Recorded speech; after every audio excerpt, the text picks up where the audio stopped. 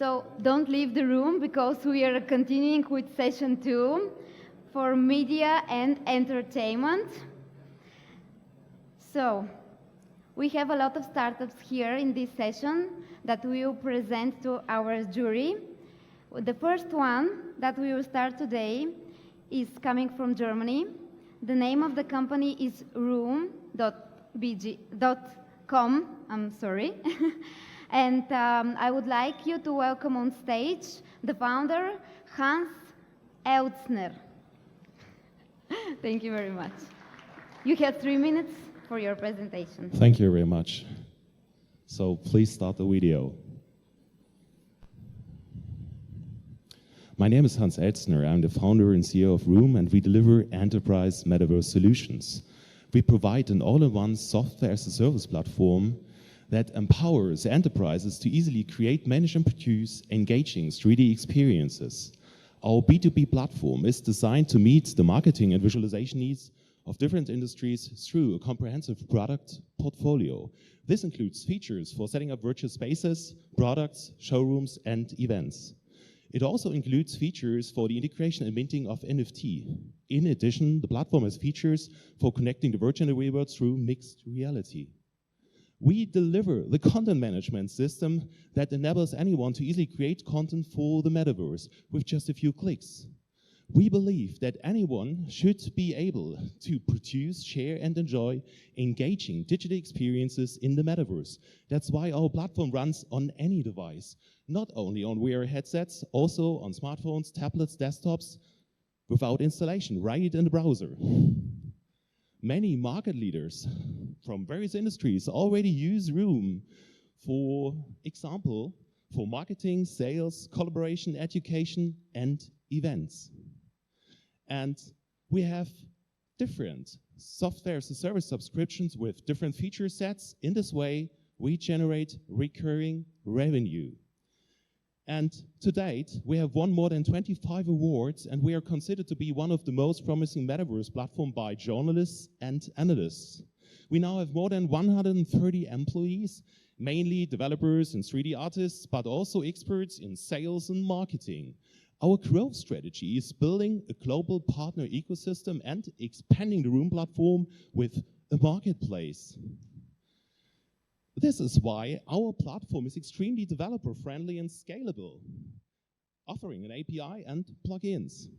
Our growth strategy is focusing on long-term relationships with strong multiplier factor.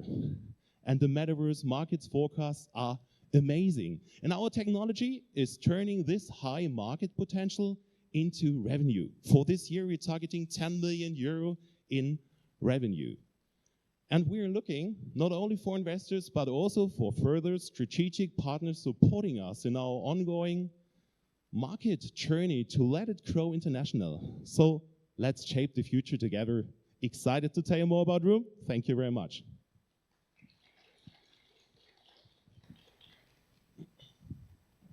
Thank you very much for your presentation, Hans. And we are opening the Q&A session. Any questions?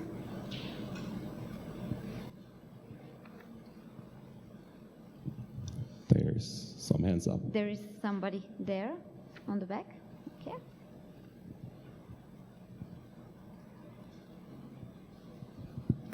Thank you for your presentation.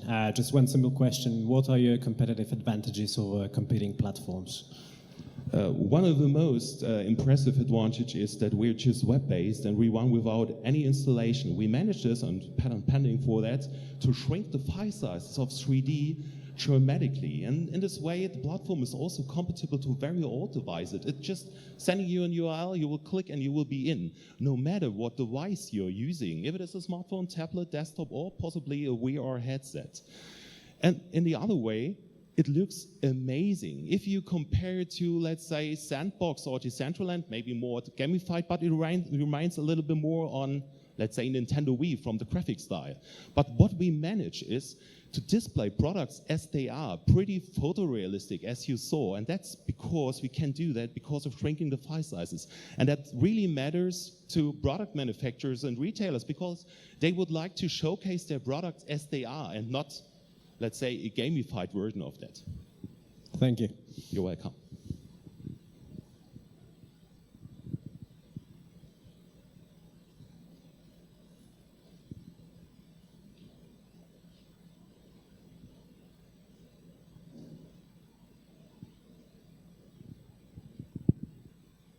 Any further questions? Maybe online?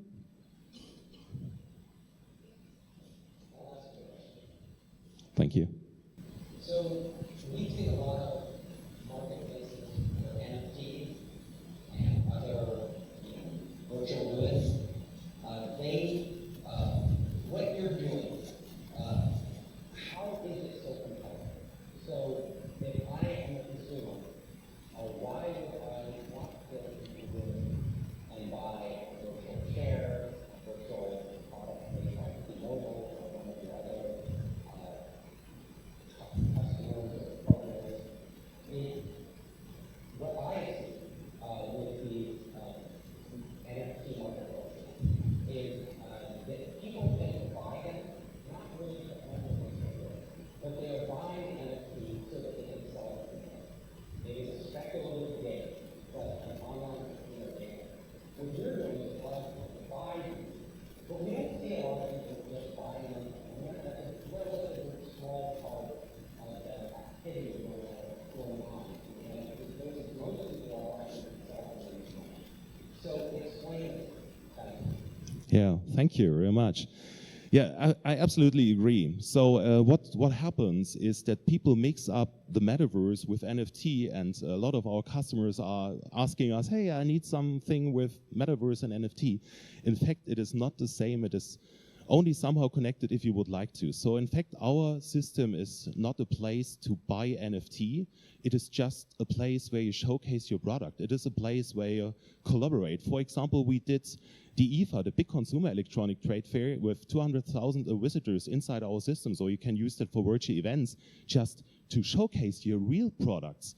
It is connected with call to action, so you can buy these goods for real. You can learn more about that. You can discuss Telekom, for example. The Deutsche Telekom is using that with avatars, so they help their customers to find the right products. So the reason why I said something about NFT is because there are abilities inside our platform to also integrate NFT. For example, we had different galleries and shows where artists attached their NFT to a canvas, to the wall, just to showcase them. The platform has also features and functions. If you upload pictures, then the platform converts these pictures into a 3D model, and then you can mint the 3D model. So it is more a platform to create NFT than to buy NFT in virtual goods, but for sure you can also do that. But that's not our main focus, let's say it so.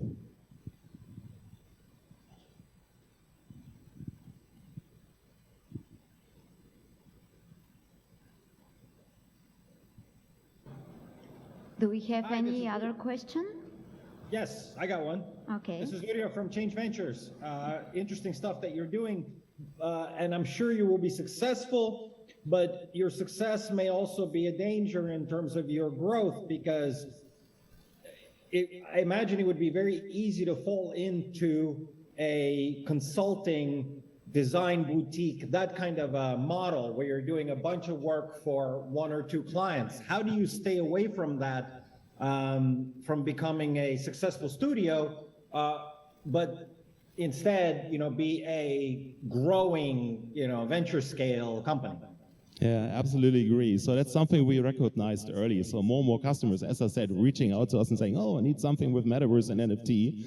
And the risk to be an agency instead of a platform is pretty high. That's why we are building a global partner ecosystem. So we now have 80 agencies and partners around the world.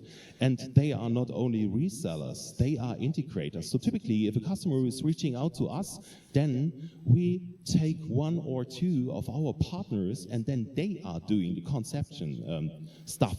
They know the platform, they develop something, they know what the platform can do, and then they came back and set that up inside our platform. But you're totally right, don't want to become an agency, in fact. Thank you.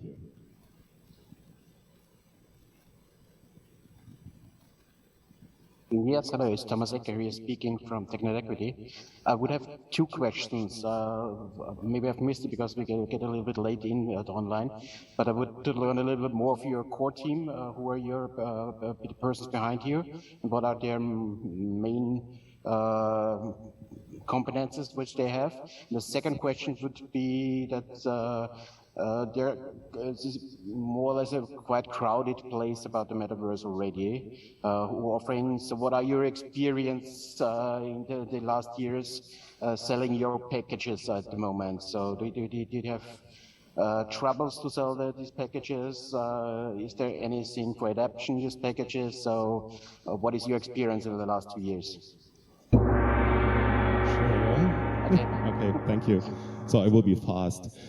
Yes, in fact, so we have a very complementary team, and I'm thrilled that I found such amazing guys from all around the world for our C-level, guys that work for big consultant agencies like Deloitte or EY, game manufacturers from EA Games, and so on, so quite complementary.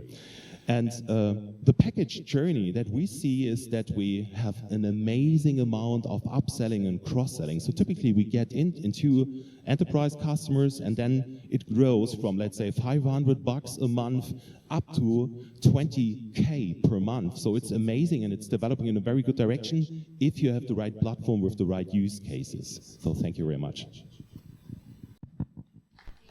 Thank you. Thank you, Hans. So we are moving on to the next startup. I would like again to remind you that all the startups has 3 minutes to present their company, and then we have 7 minutes Q&A. But as you can see, we have a lot of online questions, so we will divide the Q&A session in 2 parts. The first part, we will answer questions here from the room, and then we will move on to the online guests that are here with us today. So the next startup is coming from Portugal, and the name of the founder is Amir Borzorgzade. Thank you. Welcome on stage for the company Virtuleap.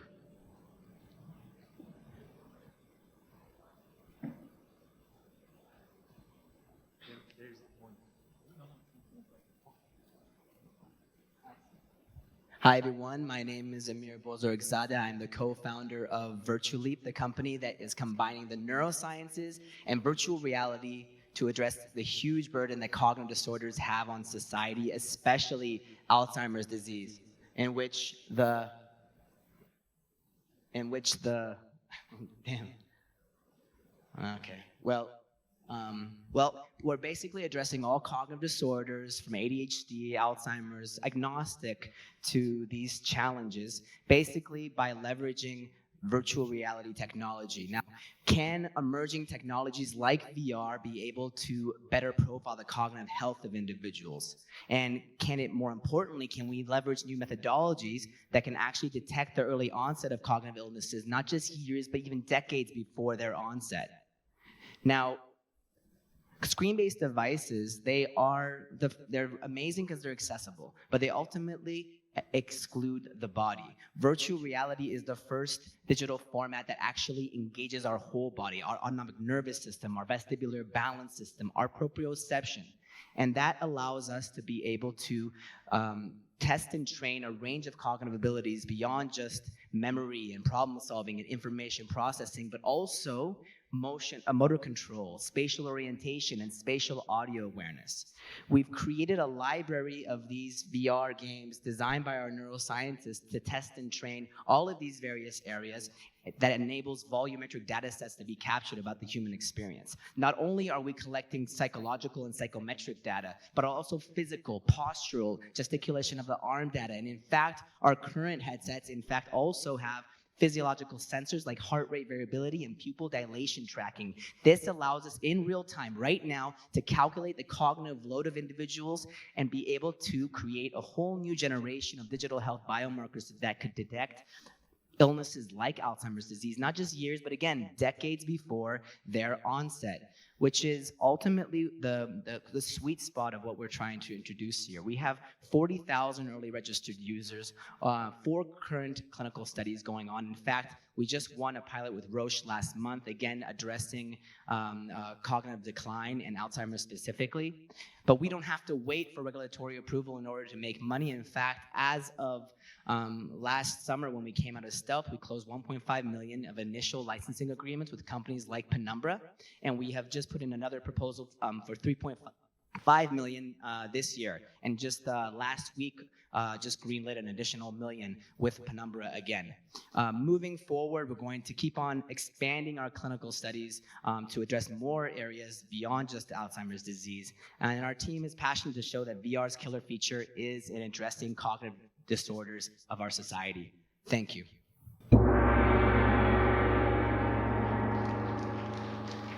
Perfect timing. So we are opening the Q&A session, and we are starting with questions here from the hall. Anybody who would like to start first?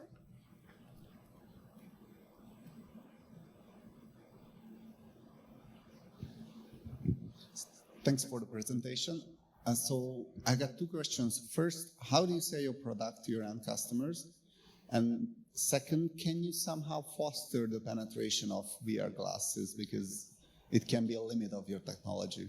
Thank you. The first question is, who are the profile of our customers? Now, how do you get them? So how do you sell your product to them? So, there's a lot of agnostic use cases in which the partner could be a corporation, it could be a K-12 school. Our focus is in particular pairing up with the pharma industry, in which one of the biggest problems with the pharma industry right now is with CNS drugs, specifically neuroscience-based drugs. They can't get approvals through their clinical studies because they can't figure out who these drugs are really working on. And so what they want to do with us, and partners like Roche, for example, in the pilot we just won, is we are pairing with them for phase 2 trials in which we serve as a companion diagnostic and help them accelerate the approval of these drugs, like, for example, drugs that are specifically targeting conditions like Alzheimer's. It's very much direct sales right now, working with pharma companies that are in this particular space, and that's our beachhead market. That said, we do have our solution open for all sorts of other partners across different sectors. And currently we have pilots, for example, with JR East, the biggest railway station in Japan, senior living communities in Japan,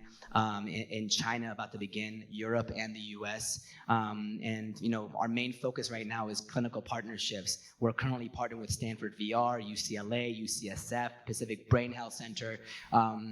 We're working with the leading neurologists to really show the wide impact that cognitive health and brain health is such an important issue that we should be very, very flexible and open-minded in where this technology can benefit. But first and foremost, our beachhead is pharma. Thank you. VR penetration. Now, listen, B2C VR, I'm not a fan of it. I don't like long-form VR. I don't really think the VR consumer market is something we should be looking at. The headsets are being very well adopted across serious use cases like hospitals, like corporations, like for training, education, of course, healthcare. The FDA created a category 2 years ago called medical extended reality. Why? Because they saw amazing benefits of using it in therapeutic use cases. Like, for some reason, when you're in the VR simulation and your visual sense is tricked into another reality, the pain receptors in your brain are significantly dampened. There are over 7,000 studies worldwide on the healthcare applications of VR. And so when I look at hospitals, when I look at clinics, when I look at training astronauts on their way to Mars, this is a technology that is very well adopted, and it's only $300 per headset. It's about 1/3 or half of the thing sitting in your pocket right now. So I don't think adoption for serious B2B use cases and therapeutic medical use cases are an impediment at all. I think worldwide with DIGA in Germany and healthcare systems across the world, you are seeing VR taken very seriously, especially if you consider the ridiculous and heavy burden that the pandemic has just caused us. We need these super powerful technologies that allow us to bend space and time and get access to bleeding edge therapeutics and healthcare for just a few $100. Thank you again. Thank you for the questions. We are opening the Q&A session for the online participants. Do we have any questions from there? Do you have any benchmark results when you are competing your solution to other solutions that solve the same problem?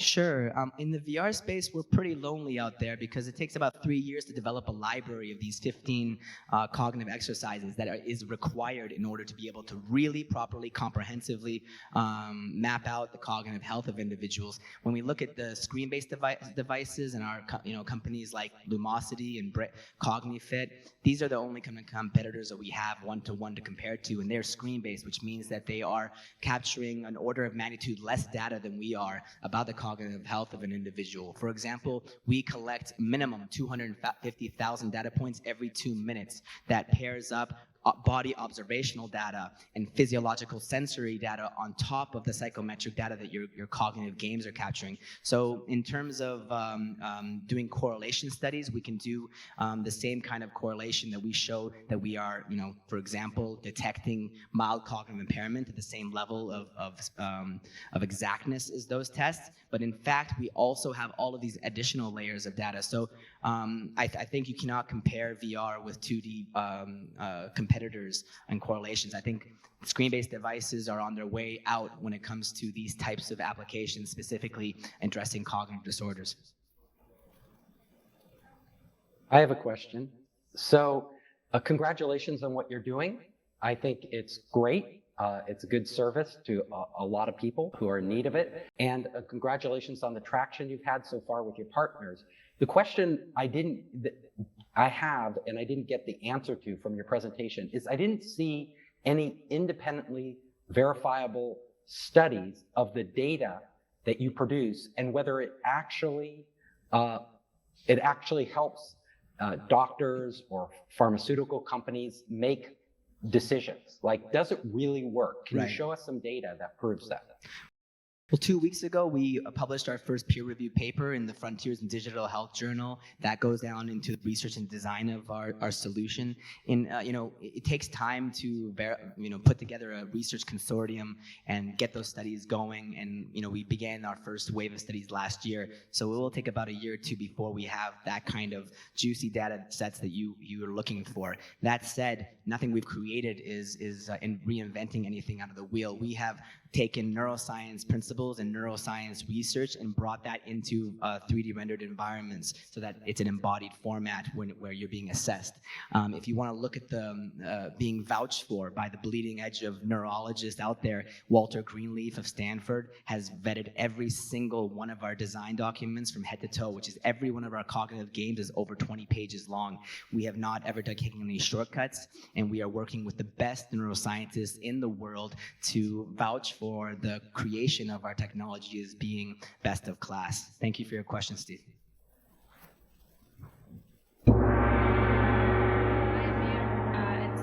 Thank you very much, Amir, for your presentation.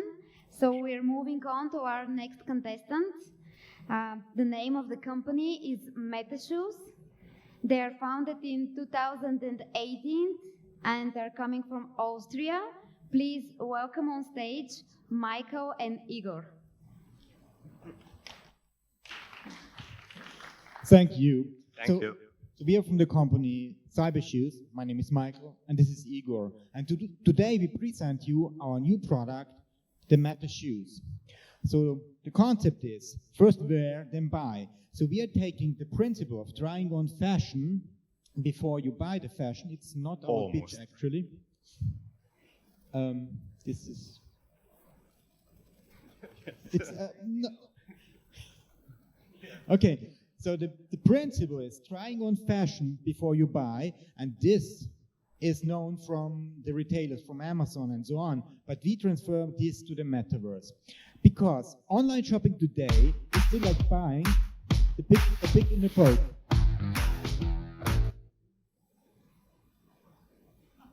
Okay. So avatars are central to the metaverse. Because when you enter a metaverse world, then first you have to customize your avatar, be it in sensor or I guess also in rooms. So that's central. And what we do is giving you legs in the metaverse. Because the metaverse shopping is something different than the online shopping. Yes, the metaverse shopping is seeks to transfer the real life purchases into the online shopping experience. So yeah. So the pitch deck would be labeled Cybershoes. Maybe that was the problem here, not Metashoes, Cybershoes. The Cybershoes you can see, the Metashoes you can see here. So the principle is that all the technology is in the Metashoes. So that way we can provide full body tracking just with the shoes and the headset, VR headsets and shoes. So it's easy to put on. As compared to any full body tracking system out on the market where you have to jump into a suit to be detected, or you have to strap onto multiple sensors to your body, and that makes it possible to have a meta fashion show. Yes, and later this year we are organizing our first Meta Fashion Show. We are working together with the designers, brands, content creators, and community. This is a global event, so you can participate via full virtual reality, PC or a mobile phone, and we are going to use the existing platforms like Sensor, VRChat, or the Room guys. This is also a great product, so everyone are welcome. Thank you.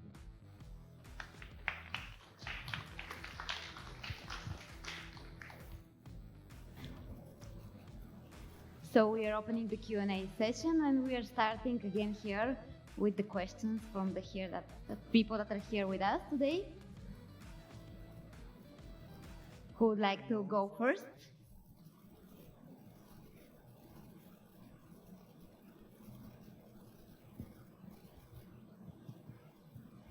Okay, if we don't have any questions from the room, we should move on to the online participants.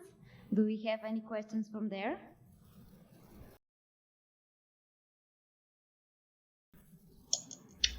Yes, hello.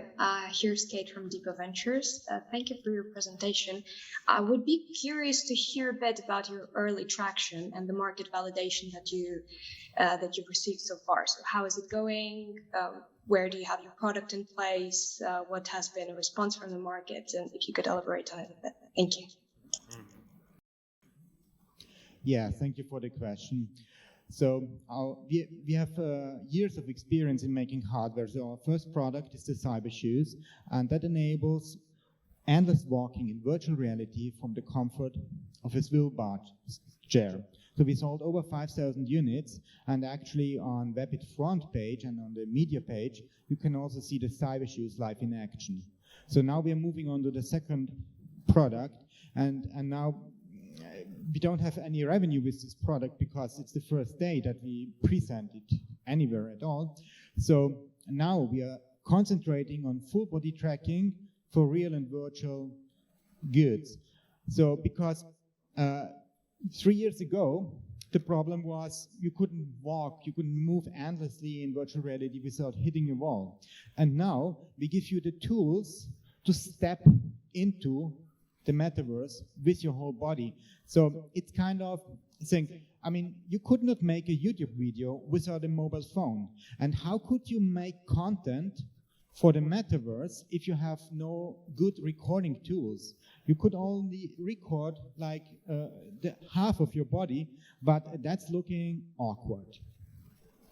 Yes, and also with our product, now you can experience the virtual fashion. So, for example, we have a thing this month, and it's July. I need to buy something, and then I have 2 or more options. But 2 options is first is online shopping, and with online shopping there is the solution. I order a bunch of packages, I try it on, I ask my wife, I ask my girlfriend or my partner for the opinion. Then I send back the rest, and then I go out and expect, and then I'm seeing the results of this shopping experience. Was what for me is not experience, it's the nightmare. The second option is to go outside into the city to the retailers and so on. For me, that is everything. Like I said, is mentioned, is a nightmare. So I can draw, I can produce a virtual garment. and then I can use the Google Lens and then search for similar products on the market. That was just that was our first actually testing of the idea. But now with our produced virtual fashion, you can put the VR headset and the Metashoes and step into the platforms like that are like offering avatars, and then you can talk with your community, ask for the opinion. You can like really, and what we are also offering the experience of being on the catwalk. So it's not like testing that what you wear in front of the mirror. It's like it's like a fashion week for you, like you're a superstar. And then if you try our collections, then you feel you're like model, like being on the catwalk. Yeah, it's also that online shopping today is still like buying a pick in the poke. So, and that causes the large return rates because you can't try the fashion on. I mean, you can, but then you have to send it back. But with metaverse shopping, you can try it on, you can even borrow something, and you can see how it feels, and you can see how the reactions are when you're walking through Roblox, maybe not, but Decentraland. And so yeah, and the fashion industry today, I mean, maybe not many people know that this accounts for almost 10% of global carbon emissions. So there's a lot of things that could be improved there. Yes. And also that 10% is really a lot. Also, the time for producing the virtual garment for us now is per collection, like say like this, what you see. There is a difference between a virtual collection and this is like real life collection, but virtual you can really be like diva. So for us now the time is like $60 per virtual collection, but with our workflow we are optimizing that, and there is a lot of room, and our plan is to build a digital factory. So it's like a factory for producing the real fashion just with the computers. So we are optimizing the time, and from $60 we plan to bring it down to the $20. I have a question. So first of all, people have tried this before. There have been a lot of companies, a lot of startups that have virtual shopping apps where you can try on clothes. And consumers have almost unanimously rejected the idea because it's just too cumbersome. It's too much work to put on a headset and perhaps even shoes and try this on and see if it really looks good, because what looks good in a virtual environment doesn't always look good on you in real life. And the amount of effort and time they have to put into that, they don't get the payoff. So we haven't seen adoption. I'm wondering what makes your product different, why you see it can buck this trend. What are you doing that's so compelling to consumers that they'll go to all this trouble to actually try it on using your application? Thank you. So first we start working with businesses and enthusiasts. So the fashion show is a B2B event, and second, the shoes are easy to put on. Way easier than any full body tracking system out there. Thank you very much. Thank you. So the next company is called Fitale, and they're coming from Poland, founded in 2022. Please welcome on stage Katarzyna Krułak-Wiszyńska and Justin Czekanski.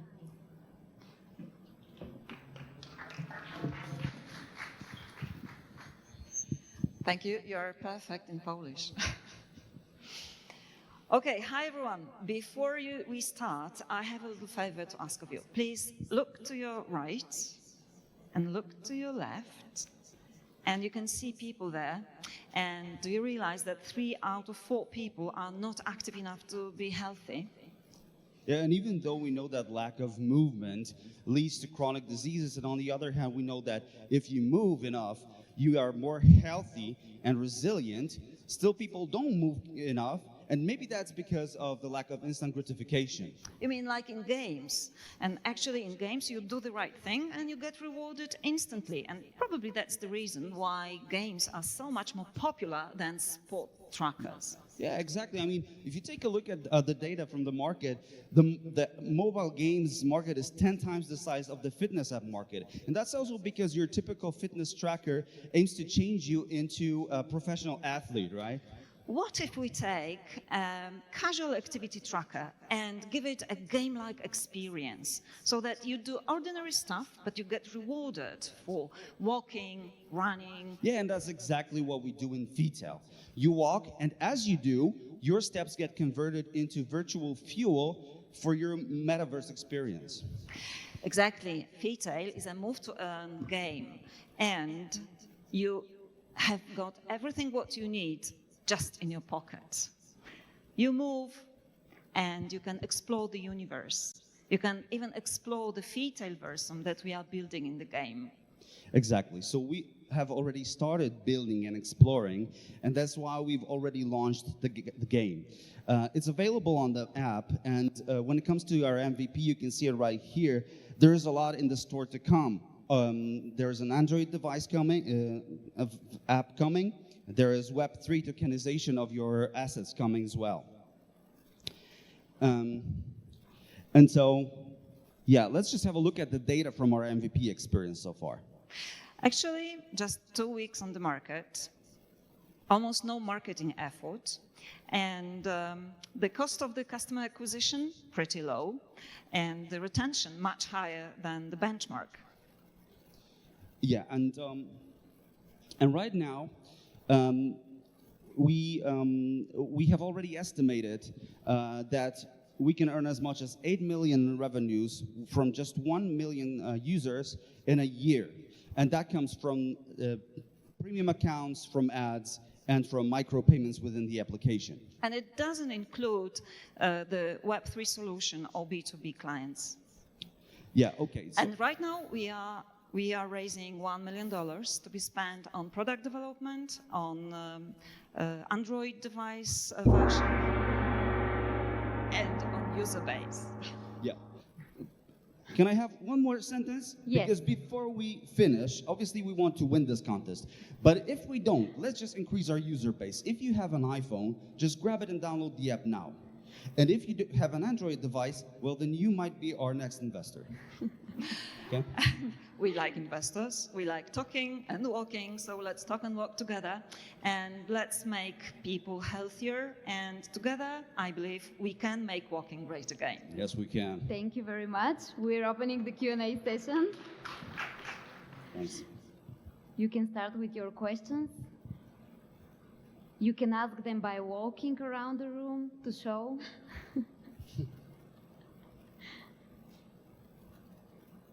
Okay, we have a question there. Okay.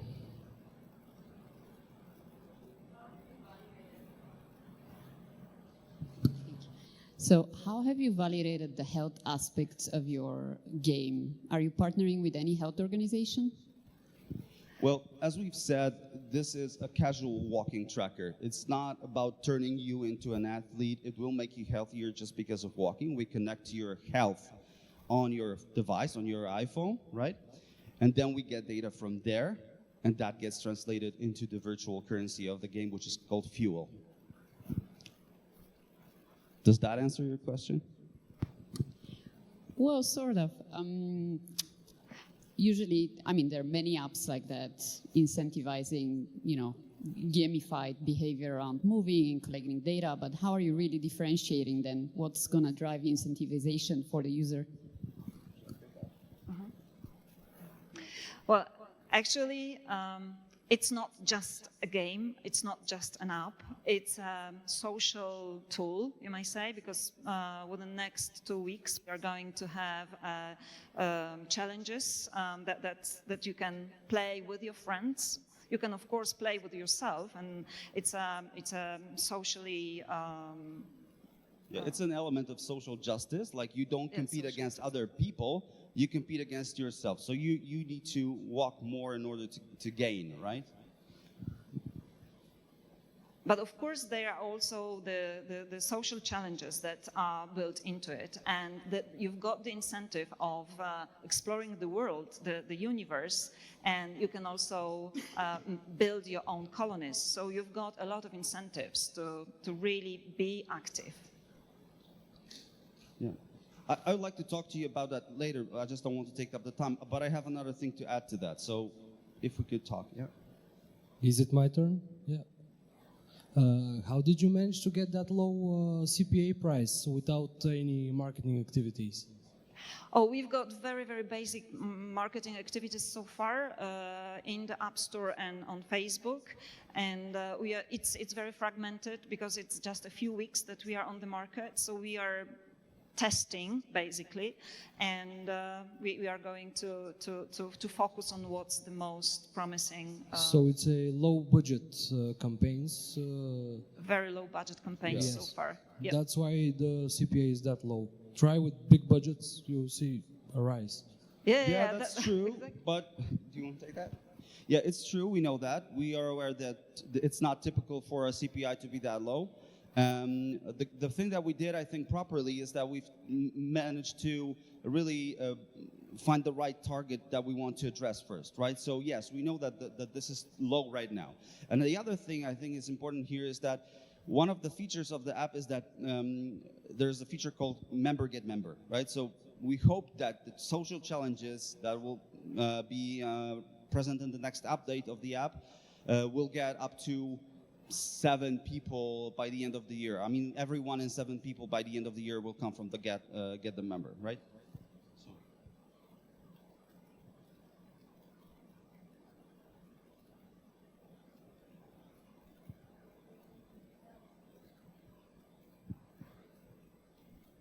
Any questions from the online visitors? I have a question. Thanks, Steve. So, you always have a question. Yes. So you're familiar with Stepan. They've done an incredible job of selling these sneakers tied to a token where you earn their token the more you use their sneakers, and they have a whole bunch of other features. Sounds like you said you were going to tokenize this and do the same thing. Well, Stepan ran into a problem with inflation recently so the value of their token came down. They're trying to deal with that. I wonder, what are your long-term plans in terms of tokenization, and how do you plan to navigate the pitfalls that have been cropping up with similar companies? Thank you. Yeah, well, our basic business model does not depend on the Web3, although what we mean by tokenization is mainly in the NFT sphere. So whatever you own in the game, the way you personalize your character, the way you all the resources that you find inside of the game, that is NFT, and that belongs to you, so you can use it the way you like. When it comes to the currency, we are not thinking about using the currency for any other purpose than within the game for now.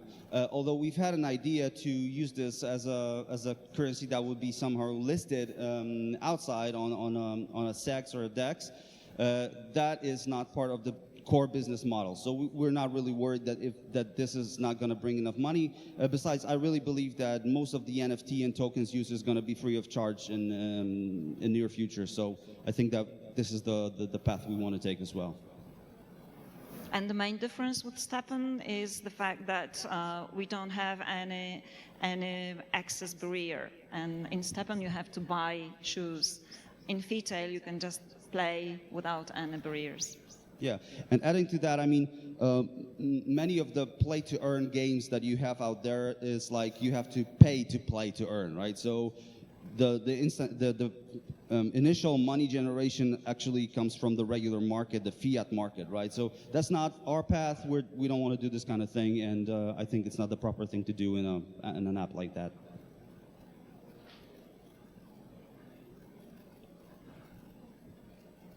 Hi, it's Michal from Market One Capital. Hopefully you can hear me well.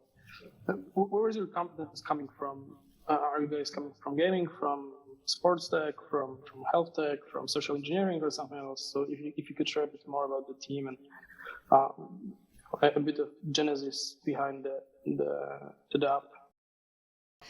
Fitale is established by the small venture builder, Innovatica venture builder, and 3 seasoned entrepreneurs and business people from IT. From IT and marketing, and we do have experience with health techs and different applications around health, and we have discovered that there is the space for, I would say, Endomondo orphans. Some time ago, Endomondo was closed, and we started thinking about how we can fill that gap. And we have decided that there is a space for people who are just not motivated enough to act, to move, but they would like to move and be healthier. And actually, we've got the experts in our team who are based in the gaming industry. For example, there is Artur Ganszyniec, who is one of the screenwriters for Witcher. Thank you very much, Katarzyna, Justin. Thank you for your presentation. Thank you. We are moving on to the next company. The name of the company is MyPart. It's founded in 2016 and coming from Israel. Please welcome on stage Meitan Kolenscher.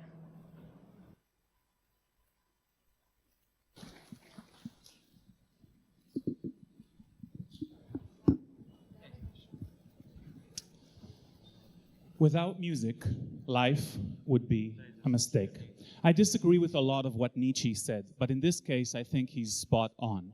Actually, music is one of the differentiating factors that define us as human, which won't surprise you that multi-billion-dollar industries have been built on the notion of songs and are heavily dependent on songs, from TV and film, social and streaming, even metaverse. All of these industries have a couple of things in common, one of which is a challenge to find the right songs for the message that they're trying to convey. And this is a field that is tedious, archaic, manual process that we at MyPart solve. We've invented something called song mining that allows you to deeply understand and matchmake between commercial and creative needs from these industries and songs.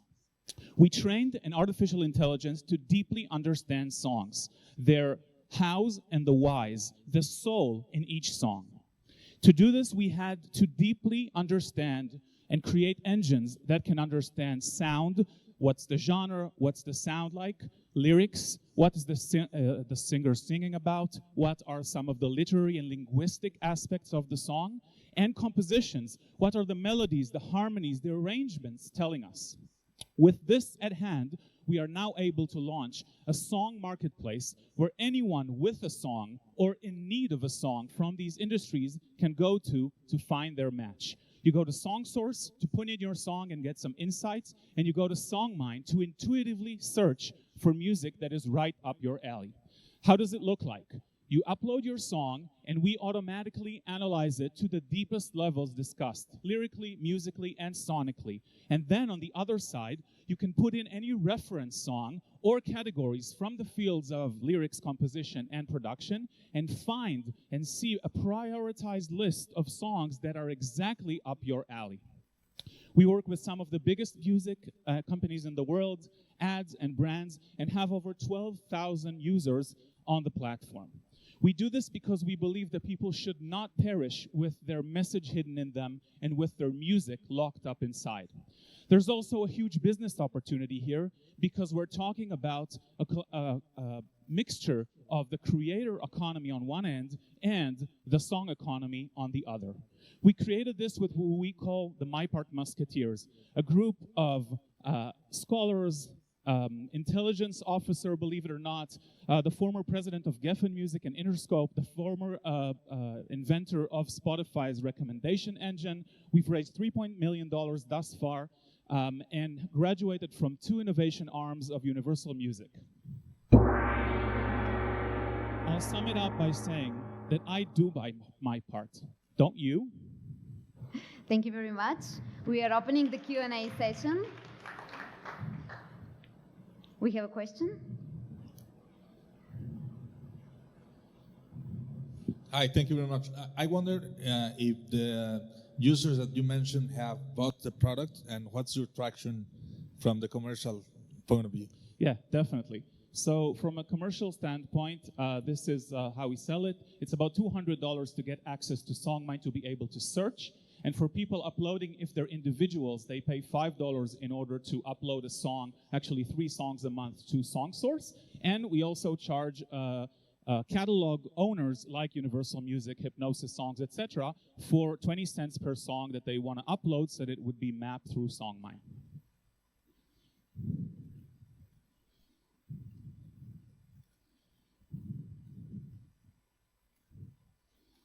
Any other questions from the audience?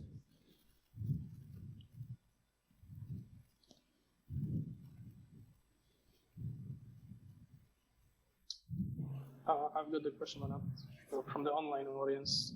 It's Michał from Market One again.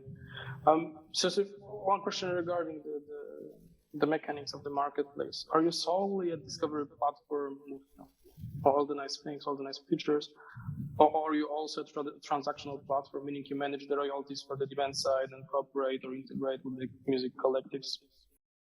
The transaction part today is not on the platform. Actually, music catalog owners will tell you a very clear sentence that they're not willing for their songs to have a price tag.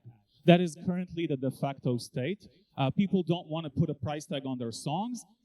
In retrospect, or when you get an approach for a song and a specific creative or advertisement need, then there's a negotiation that takes place, and the song can be placed or licensed on one end, or actually sang if it's an artist looking for a song that they could sing. How do you manage to, Michał Zalszak, Lighthouse Ventures, how do you manage to create long-term usage from the corporate side? I don't mean the brand owners, but the users from the corporate sector, or is it more like a one-time solution? Okay, so like you said, with the big corporates, it's obvious, right? They have a catalog, the songs are their assets, they want to utilize them, and there are advertisers, TV and film, and creators that are looking for songs. That's obvious. How do you create engagement from the individuals? So one of the things we've done is that inside SongSource, embedded, is a platform called SongCrunch that gives you insights about your song. So if, for example, you think that your song is good enough to be pitched to Rihanna, who's an amazing performer, but not necessarily a songwriter, we analyze your songs in comparison with Rihanna's performances, with Rihanna's songs, and we can tell you some of the more fitting and less fitting aspects in this prism of lyrics, composition, and production. That gives you value immediately, whether or not you were placed, and it's something that, as a musician myself, I can tell you is immensely valuable, getting some sort of mirror in front of you that tells you, well, this song, it might be similar to some of the things Rihanna are doing, but on the lyrical standpoint, it's different, compositionally it's different, and it also sounds very different from these prisms. Hopefully I answered your question, Michał. I meant the other part of the corporate world, do they use your solution as a one-time, I need this for my commercial, or you are successful in achieving the repeated usage?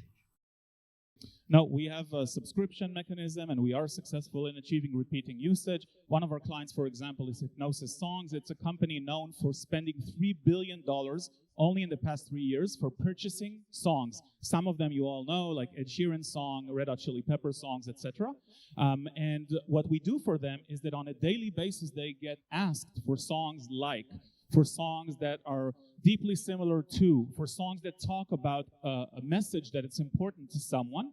And what they do with SongMine is they're able to find those assets inside of their huge catalog, 70,000 songs in their case, and pitch the right songs that are most adequate for whatever message they're trying to convey. And that's really the secret sauce there, being able to find a song that is exactly right for either your commercial need or your creative need. I have a question. So Pandora, when they launched, they've been around a long time. They touted the DNA, they were the DNA analysis for music. So they would take apart music and they would look at a song, analyze it, all its attributes, and find similar songs that match those attributes. They don't tout that so much anymore, but for years, that's what they were going into the market with. How does your software and your technology differ from Pandora's? I understand how your marketplace differs, but how does your technology differ? And why do you think this will be successful at this point in time? I love this question. Not many people know that in order for Pandora to do what they do, they hired hundreds of people, musicologists and lyricists, to analyze manually the songs coming in. And this makes sense when you're analyzing the top hits, which in streaming platforms is what you're trying to push that we all listen to. But the process of analyzing lyrics, composition, and production was not automated. Moreover, one of our investors that I mentioned is Tristan Jahan. He's the guy behind Spotify's recommendation engine. They don't do that. Apple doesn't do that. No one is automatically analyzing the songs that we hear and gives you real insight and real matching capabilities, especially not in the marketplace sense. 10 years ago or 12 years ago when Pandora started, this was a dream from a technological standpoint. It took us 4 years to achieve this. But the real reason is that now it's achievable with heavy artificial intelligence on all three levels: lyrics, composition, and production. And you can actually see that the combination creates a product that is mind-blowing even to the fanciest and most amazing creator executives and music executives in the world. Maybe short question from me. Impressive, Tim. Impressive traction. What's your vision for the future, both from the perspective of product and business? Our vision is a song marketplace where if I'm a musician, it's gonna ring. If I'm a musician, I can get the same treatment and someone can find my music just like if I were a Taylor Swift or an Ed Sheeran. That's the dream. Now, in some cases, that's not applicable because I'm not Ed Sheeran.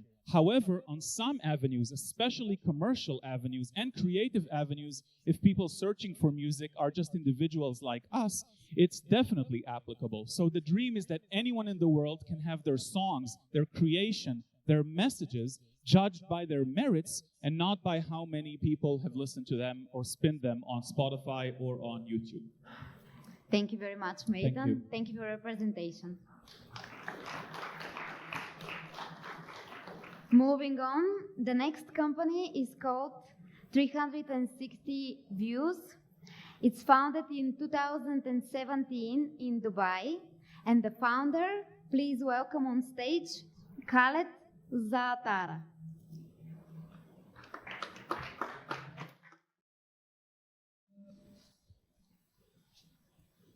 Hello, everyone. My name is Khaled Zaatara. I'm the founder of 360 Views, the leading immersive video platform globally. And I'll tell you how the whole story started. I started my journey and I got selected by UNICEF at a program in Tanzania. And I've seen how many people are displaced around the world. Millions of people cannot be at different places, at different events, or they don't have access. And this is where I thought, how can we be socially responsible to let people be anywhere they want to be from their smartphone? And this is where 360 Views was born, as the leading immersive social platform to give you full immersive access in 360 to top events, sport events, entertainment events, you name it. We have been growing at 2.5x growth year on year. Our ARR is $8.5 million, and we have the biggest premium exclusive content library around the world. What's different about the platform is that we Uberized the model. We started getting reporters to be teleporters, to really live stream or record the experiences in their live 360 cameras to millions of people around the world. Users can choose their camera angle, move one from camera to other, have a VR headset option, and many more. Video is booming, and we're really building on this tailwind. We have worked with NBA, Disney, Universal, and so many others, Formula One, and you name it. Our platform is moving now in a more social immersive platform with the whole AR and VR game. And on top of that, our business model is so strong that we have the monthly subscription, advertising, and in-app purchases. And the monthly subscription represents 74% of our monthly recurring revenues. Our traction has been phenomenal. $8.5 million ARR run rate so far. Awards from Harvard, Apple, Entrepreneur Magazine, and others. 1 billion screen views so far and growing. And that makes our platform one of the strongest platforms with a very strong product market fit. The biggest immersive content library since 2016 that we exclusively own. Very strong network effect and superior unit economics. It cost us less than $2 to acquire a paid subscriber with a lifetime value of over $54. Other than that, we're now building the whole ecosystem, moving into VR even more, web, console, and smart TV. We have been accessing 18 countries so far, and we have reduced carbon dioxide emission by 10 billion tons so far, eliminating people traveling to different experiences around the world. Our growth has been phenomenal, 15% growth month on month on our subscription revenue. We should be hitting $152 million of revenue soon. Our team has been phenomenal, from Showtime, OSN, Apple, Red Bull, and many others.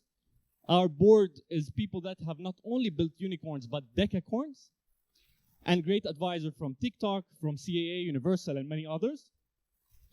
Great investors, huge market, addressable market, and we have partnered with some giants like Facebook, ByteDance, Apple, and others.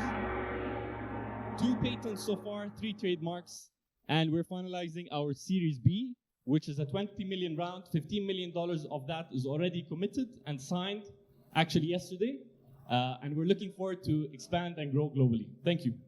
Thank you very much. We can learn more now during the Q&A session, so please ask your questions.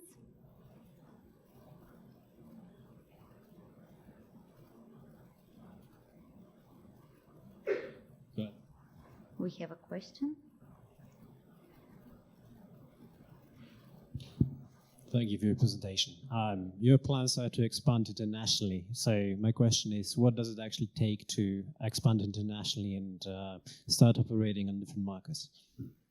So our business model is very asset-light operations. So what we do is we collaborate with content creators like top YouTubers and top great events, and reporters. So reporters that already create entertainment and sport reporting.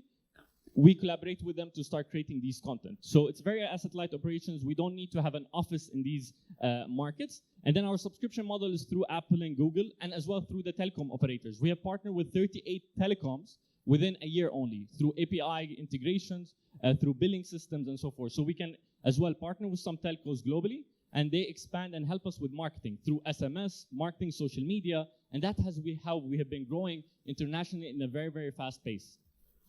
Thanks. Welcome.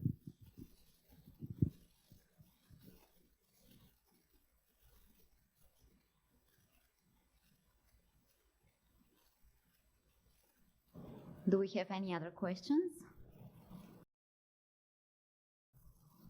So congratulations on your traction, quite impressive.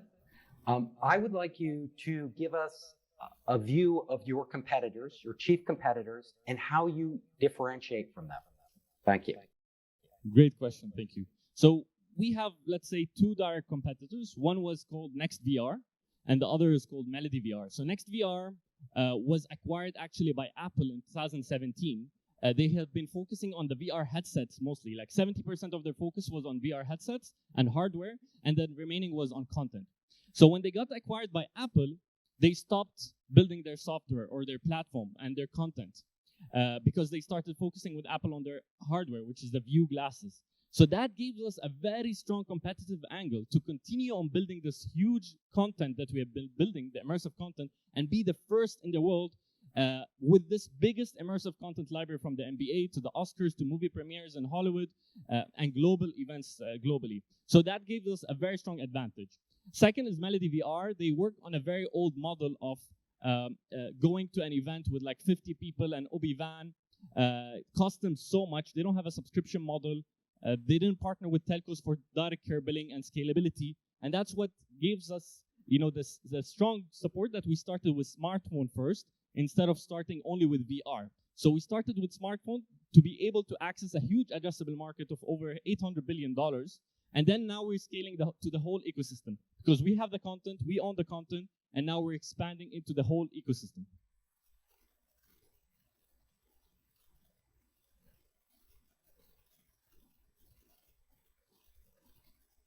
Anyone else? Hi, I've got a question. is this a standalone content window for you? And what are the challenges you see there? In terms of content, our content model, we have content from different sources. So we have content from events, from creators. We have a lot of creators, a lot of YouTubers, a lot of TikTokers have their own channels on our platform that they create content on daily basis and weekly basis as well. On top of that, we collaborate and aggregate content from YouTube, for example, with Facebook, with Twitter. So you have like an immersive hub for, if you're a fan to the NBA, you find everything around the NBA, immersive content, live videos, tweets, all in one immersive hub place that we have. So we've been able to really aggregate content and have a lot of content with from these reporters and creators in a great way, which makes us now the biggest immersive content library with that biggest premium content library so far. Does it deserve the right to stand alone and be disaggregated from the other people who take the main game rights? That's my question in the medium to long term. What we're doing now is we have our SDK that's going to be integrated into multiple other platforms as well. So the SDK that we are creating can be a B2b as well platform that can be integrated to other streaming platforms as well. So it wouldn't be an only standalone platform. It'll be integrated as well in so many other platforms to grow and scale globally.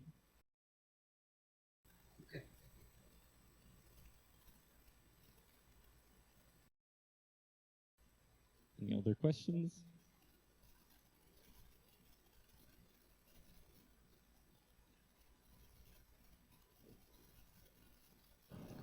Any other questions? Okay, so if there are any, thank you very much for your presentation and your time. Thank you. Thank you, Khaled. The next company is called Spree Interactive, founded in 2017 in Germany. Please welcome on stage Jonathan Novak Delgado. Thanks. So hi everyone, I'm Jonathan. I'm the co-founder and CEO of Spree Interactive, and we're building the next generation entertainment platform. So our impact is quite impressive. So we're this year on track to reach 6.5 million revenue by having installed more than 100 locations globally. And that means we are actually enabling 5 million plays. On average, you can multiply €5 with that, so it's 25 million revenue for B2B operators. And we have a pretty high customer rating, 8.5 out of 5. We won several global awards, including the AWE Augmented World Expo this year. And what we're building is really, if we can play this, exactly. We're building a real-life metaverse. Essentially, you can think of a 10 by 10 meter space with 10 people can go in, put their headsets on, and explore different virtual worlds. So in this case, we focus a lot on kids. So kids are very adoptive. From 6 years onwards, it's safe to have a headset on, and they can have fun, they can learn, and they can have sportive experiences. Our next experience is basically a virtual reality bumper car experience. If we could play that video. Let's see.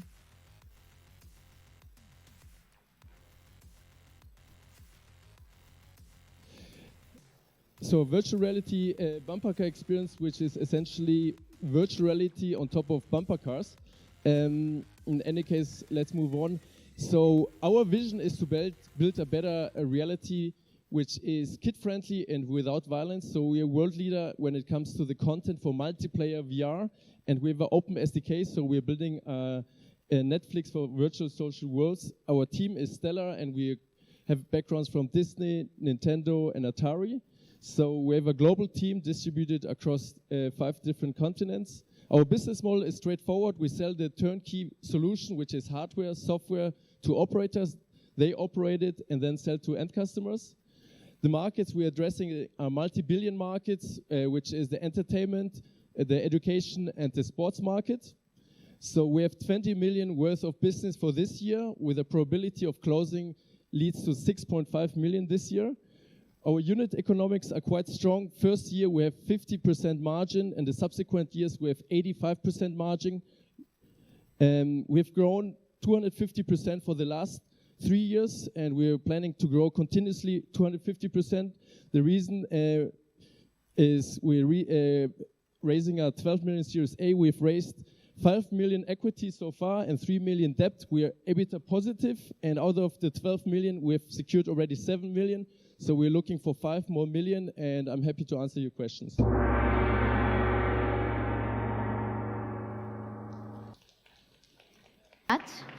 Opening the Q&A session now.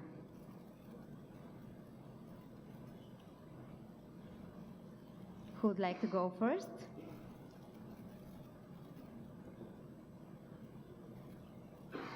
Okay. Do we have some questions from the online audience? I have a question. Yes, sir. Oh, well, either way. I guess I'll go first. I've had a lot of experience in this area in the past. I worked with startups that were in our incubators, founder space, for this exact thing. They were in China, trying to do the same thing. They ran into a lot of problems scaling. So they found that the sales cycle was long. It was much harder to grow their business rapidly.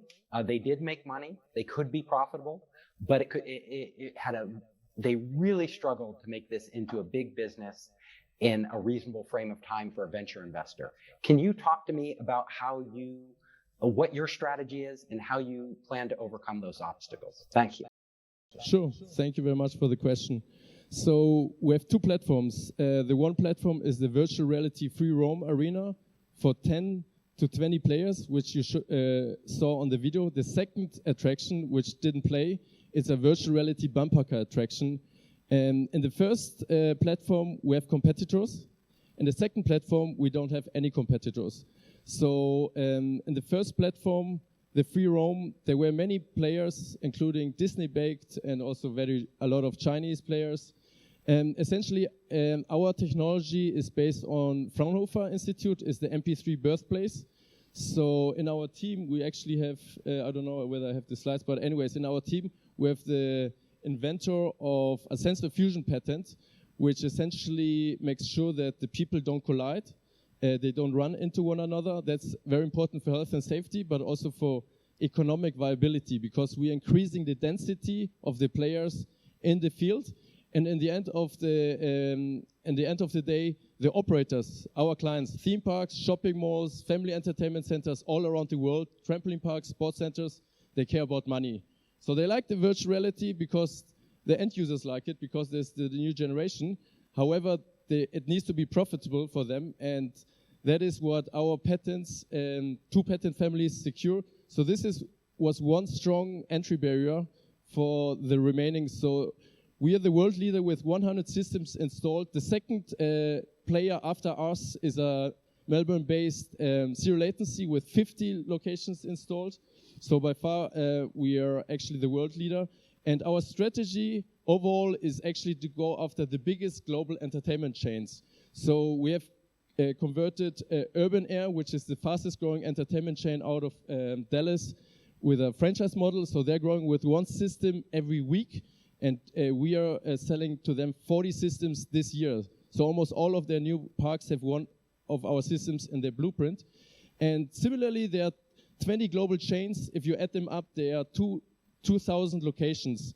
And if you add the potential of these 20 biggest entertainment chains, you end up with 200 million revenue potential, which is not the market size, but just our sales strategy to go after the big chains. You need a bit more to acquire them, headquarters, but once you're in the chain, you can scale within that chain. And this is our strategy from day one, and it has proven very well.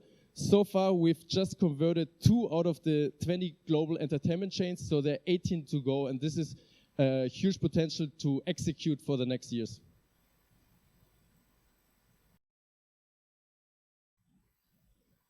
Yeah, it's Michał from Market One. Could you share a bit more about the sales process? You mentioned this partners that you work with. So how does it affect the sales process, its length, conversions between different funnel stages, etc.? I didn't get the question. You want to know about the team or the partners? About the sales process. So length for each stage of the sales process. Okay, sure. Whether the Can I sales get process one of is the closer slides up to which 1 has the month sales or, pipeline? 1 year, and how do you monitor, how do you manage, how you incentivize partners? Sure. Dear AV team, exactly. So let's go quickly to the sales pipeline because that's a very useful one. So here you see that basically there are a couple of stages. It's a B2b sales cycle, averaging 3 to 9 months, on average 6 months. Our biggest marketing channels are trade shows. So as we sell experiences, obviously the operators need to experience the experience in order to be excited and buy it. So we go all around the world to trade shows. And then basically we go with the client to see how their pricing strategy is. Are they charging for entry ticket and then all attractions are included, like a theme park? Or are they charging more like a family entertainment center per attraction? And that also then results in different games which we offer them. And essentially, most of them want to try it, and the more skeptical ones and the bigger chains, they want to also trial it in their location. So they want to have a demo, a time-limited demo in their location. And we do that for the biggest entertainment chains. We did that with Urban Air. We're doing it with a couple of others. And then actually they look at the numbers. So they look, do the clients like it? Do the kids like it? We do an NPS score.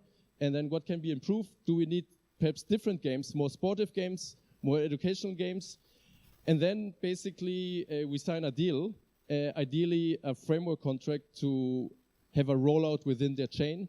And for the biggest chains, we also do specific content with their character. So for example, this North American chain has a specific character, and then we do games with their character so that they feel special. And yeah, that's actually the process. So we are working also with a lot of resellers, regional resellers. So in Middle East, in Latin America, and Asia, we have regional resellers who have built the connections, the B2B enterprise connections over years, because our system costs 100K. So you will not buy a system from a startup for 100K if you're not sure this is a trustworthy company. So we're building on top of the trust of our resellers in the regions.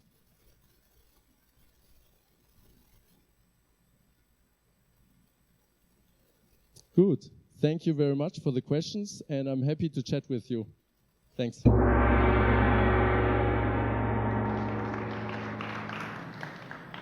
This is the end of the second session. Thank you to all the participants and to our jury. Please don't leave the room.